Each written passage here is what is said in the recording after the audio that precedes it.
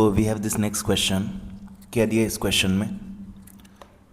A vessel is in the form of an inverted cone.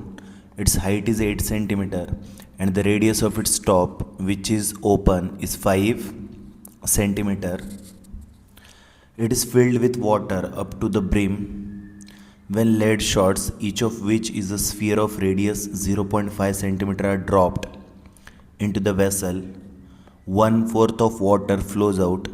Find the number of lead shots dropped in the vessel. ठीक है, फिर से read करते question. क्या दिया है क्वेश्चन में? Vessel is in the form of an inverted कोन. तो एक हमारे पास वेसल है जो किस फॉर्म में? इन्वर्टेड कोन, मतलब कोन को ऐसे उल्टा कर दिया. कोन को क्या कर दिया? उल्टा. तो हमारे पास इस शेप में एक वेसल है in the form of inverted cone. It's height is 8 centimetre. ये जो कोन है, ये जो कोन है, इसका हमें हाइट कितना दिया है? 8 centimetre. The height of the cone is 8 centimetre and the radius of its top which is open is 5 centimetre. इस कोन का जो टॉप का रेडियस है, इस कोन का जो टॉप का रेडियस है वो कितना दिया हमें? 5 सेंटीमीटर. ठीक है. It is filled with water up to the brim. इसका मतलब ये जो कोन है, जो एक इन्वर्टेड कोन है, ये भरा हुआ है पानी से up to the brim. Up to the brim का मतलब पूरा ऊपर तक भरा है. ठीक है ना. ये जो कोन है ये पानी से भरा है अप टू द ब्रिम, पूरा ऊपर तक. व्हेन लेड शॉट्स, मतलब लेड का shot, when lead shots each of which is a sphere of radius 0.5 centimetre. तो हमारे पास क्या है? एक लेड शॉट है, मतलब लेड का गोला है. Each of which is a sphere, मतलब ये जो लेड शॉट है ये किस फॉर्म में? Sphere of radius 0.5 centimetre. मतलब ये जो लेड शॉट है इसका जो रेडियस है, जो स्फीयर का रेडियस है वो कितना दिया है हमें? 0.5 सेंटीमीटर.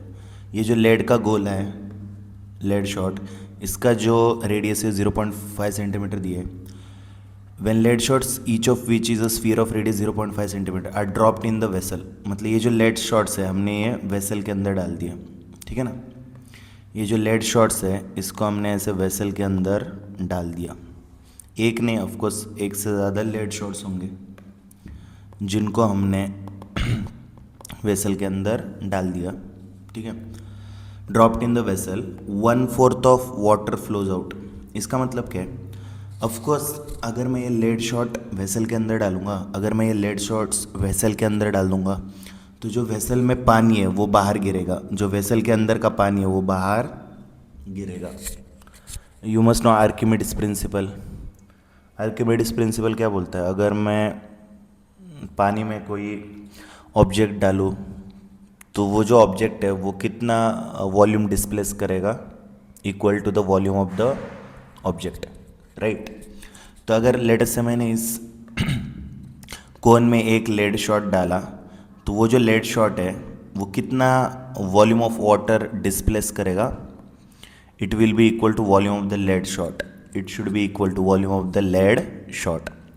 तो जितना एक लेड शॉट का वॉल्यूम है उतना पानी वो बाहर, मतलब उसको डिस्प्लेस करेगा ना, उतने पानी को डिस्प्लेस करेगा, मतलब उतना पानी बाहर गिरेगा out of the vessel. Right. उसने क्या बोला है? Find the number of lead shots dropped in the vessel. We need to find the total number of lead shots dropped in the vessel. तो जो भी चीज़ नहीं पता है ना, पहले उसको सपोज करते हैं. सो लिखो, let the number of lead shots, let the number of lead shots dropped in the vessel is equal to n. Right. तो मुझे बताओ क्लियरली हम क्या लिख सकते हैं? Clearly volume of water flown out किसके इक्वल होना चाहिए? या फिर हम ऐसे बोल सकते हैं, जितना लेड शॉट का वॉल्यूम होगा ना, जितना लेड शॉट का वॉल्यूम होगा उतना ही पानी बाहर गिरेगा. क्या बोला मैंने? जितना लेड शॉट्स का वॉल्यूम होगा उतना ही पानी वेसल के बाहर गिरेगा. तो हम क्या बोल सकते? Clearly volume of the lead shots किसके इक्वल होना चाहिए? Volume of water flown out, volume of water flown out of the vessel, right? तो वॉल्यूम ऑफ लेड शॉट्स किसके इक्वल होगा? एक लेड शॉट का वॉल्यूम क्या होगा? एक लेड शॉट का वॉल्यूम, तो जो लेड शॉट है उसका शेप क्या है? जो लेड शॉट का शेप है इट्स अ स्फीयर, तो स्फीयर का वॉल्यूम कितना होता है? 4/3, volume of sphere is 4/3 r cube. और जो स्फीयर का वॉल्यूम है उसको हमने किससे डिनोट किया? R S. तो एक लेड शॉट का वॉल्यूम कितना हो जाएगा? 4/3 पाई आर एस क्यूब। ये तो एक लेड शॉट का वॉल्यूम हो गया, बट हमने कितने लेड शॉट ड्रॉप किए? N, right? तो एन लेड शॉट का वॉल्यूम कितना होगा? N into volume of one lead shot, that is n into 4/3 pi r s cube. And volume of water flown out कितना बोला है उसने कि कितना पानी बाहर गिरा है? 1/4 ऑफ वाटर फ्लोज आउट। 1/4 मतलब जो भी ओरिजिनली कोन के अंदर पानी था उसका 1/4 बाहर गया, फ्लो किया। तो ओरिजिनली जो कोन है उसके अंदर कितना पानी होना चाहिए? It should be equal to volume of cone. Originally cone के अंदर कितना पानी होना चाहिए? It should be equal to volume of cone. तो उसका जो 1/4 है वो बाहर गिर गया ना, तो क्लियरली ये जो LHS और RHS है वो इक्वल होनी चाहिए। LHS क्या है? Volume of lead shots, and RHS क्या है? Volume of water flown out, that is 1/4 of volume of cone. So clearly it should be equal. तो कितना आएगा? n into 4/3 pi radius of sphere का क्यूब और 1/4 of volume of cone. Volume of cone का formula क्या होता है? 1/3 पाई are square H, ठीक है ना? ठीक है, तो यहाँ पे वैल्यू पुट करो। पहले तो बोथ साइड पाई पाई कैंसिल होगा, और ये 3 डिवीजन में है तो वो भी बोथ साइड कैंसिल हो गए, राइट? तो ये कितना बचा? n into 4 into are s का क्यूब। आर एस का क्यूब मतलब रेडियस ऑफ स्फीयर का क्यूब। तो रेडियस ऑफ स्फीयर कितना दिया है? 0.5। रेडियस ऑफ स्फीयर कितना दिया है? 0.5। उसको हम हाफ भी लिख सकते हैं।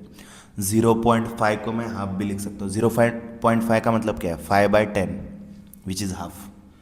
तो आर एस का क्यूब क्या हो जाएगा? हाफ का क्यूब। आर एस क्यूब मतलब रेडियस ऑफ स्फीयर का क्यूब विच इज़ हाफ का cube, which is half into half. और ये किसके इक्वल आ जाएगा? 1/4 r square h. R is what? R is radius of cone. तो रेडियस ऑफ कोन कितना दिया? 5, तो उसका स्क्वायर कितना होगा? 5 इंटू 5। एंड एच क्या है यहाँ पे? H is height of cone. H is height of cone, तो हाइट ऑफ कोन कितना गिवन है? 8। Height of cone is 8। इसके आगे कुछ नहीं, तुम्हें कैलकुलेशन करना है। तो ये कितना आएगा? 2 2 ज़ा 4, 4 और 4 कैंसिल हो जाएगा, फिर 4 1 ज़ा 4, 2 ज़ा। फाइनली क्या हो जाएगा? ये जो 2 डिवीजन में है उस साइड जाके क्या होगा? मल्टीप्लाई। तो आएगा 5 इंटू 5 इंटू 2, और ये 2 उस साइड जाके मल्टीप्लाई। तो फाइनली n का वैल्यू कितना आएगा? 5 5 ज़ा 25, 4 ज़ा 100। n का वैल्यू कितना आया? 100। सो बेसिकली जो वेसल है उसमें हमने कितने लेड शॉट्स ड्रॉप किए? 100। तो हम बोल सकते देयरफॉर 100 लेड शॉट्स आर